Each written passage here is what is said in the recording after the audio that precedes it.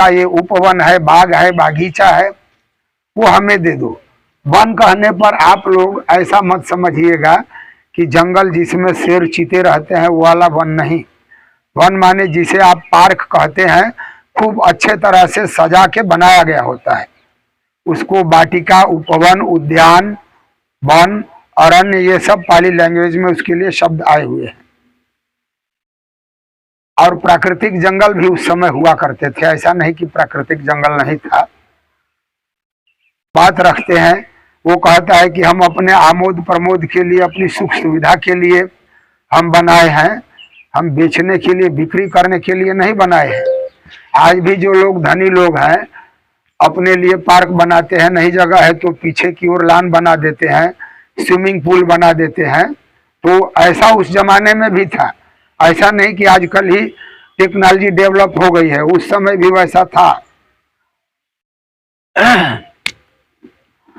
अब वो नहीं देता था। हम लोग जिस क्षेत्र से आए हैं या आप लोग हैं, उधर दिलदार नगर में पशु हाट, नाथ पिंडी कह रहे हैं। अरे कुछ तो अपने मुंह से कह दीजिए, अगर हम नहीं कीमत दे पाएंगे तो चले जाएंगे, लेकिन आप अपने मुंह से कुछ तो कीमत बोल दीजिए। अब वो सोचता है कि इसको ऐसा कीमत बताया जाए कि खरीदने का नाम ही न ले, लौट जाए। इसलिए कह देता है कि सोने के बराबर इसका कीमत है, पूरे जमीन पर जितना सोना बिछा दोगे उतना जमीन तुम्हारा। इसको कोटि संथार कहा जाता है, माने करोड़ों का बिछावन, ऐसा पाली लैंग्वेज में आया है। अब जो अनाथ पिंडी है वे स्वीकार कर लेता है, गाड़ी का गाड़ी सोना लाद लाद के मंगवा रहा है और बिछाए जा रहा है, बिछाए जा रहा है। अब ये खबर पहुंचती है, राजकुमार जेठ को सुनता है तो बड़ा अचंभित होता है कि कहीं जमीन का ऐसा कीमत हुआ करता है, हम तो सेठ को भगाने के लिए ऐसा कहे, और वो पूरे जमीन पर सोना बिछाया जा रहा है। अब दोपहर होते होते आता है, देखता है, और दोपहर होते होते चारों ओर जंगल के आग की तरह सूचना फैल जाती है। आके देखता है सचमुच में सेठ ऐसा काम कर रहा है। और उस समय तक 4 हिस्से में 3 हिस्सा जमीन वो सोने से ढक चुका है, एक हिस्सा बचा था जिस गेट से आप लोग आए हैं।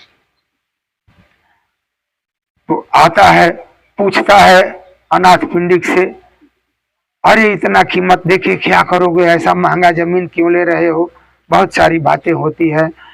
अनाथ पिंडिक बतलाता है,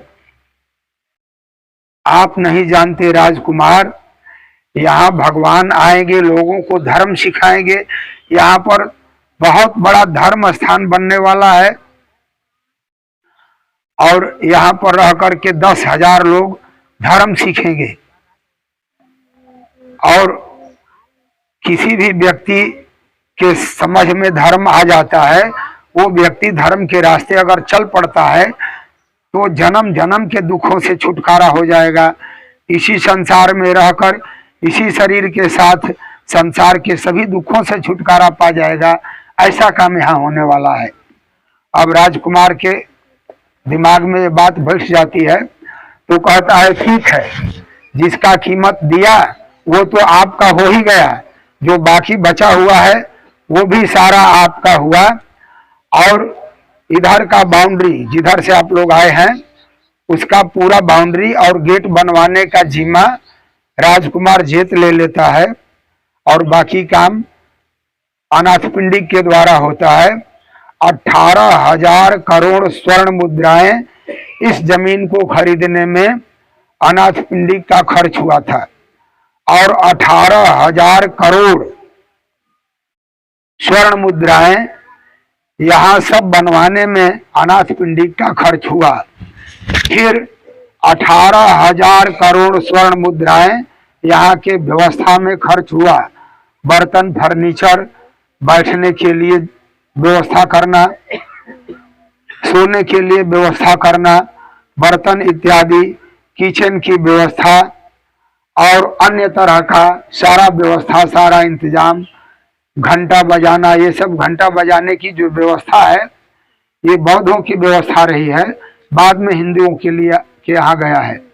घंटा बजा के जागने के लिए घंटा बजाया जाता है, भोजन के लिए घंटा बजाया जाता है, पूजा वंदना कब शुरू होगा उसके लिए घंटी बजती है। ये सारी व्यवस्थाएं।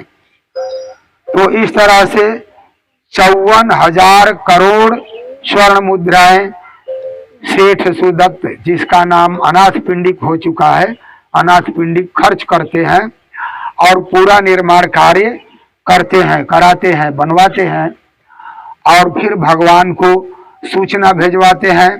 भगवान यहाँ आते हैं, जिस रास्ते से भगवान आते हैं पूरी दुनिया में अनाथ पिंडिक के व्यापारी लोग हैं, उनका स्वागत करते हैं, उनको पानी का, भोजन का, भिक्षु संघ को रहने ठहरने की व्यवस्था, उनकी सारी सुविधाओं की व्यवस्था किए होते हैं, उनका हाथ जोड़ते हैं और भिक्षु संघ का अभिवादन करते हुए एक एक दिन आगे बढ़ते हैं और इस तरह से भगवान यहाँ पहुंच आते हैं।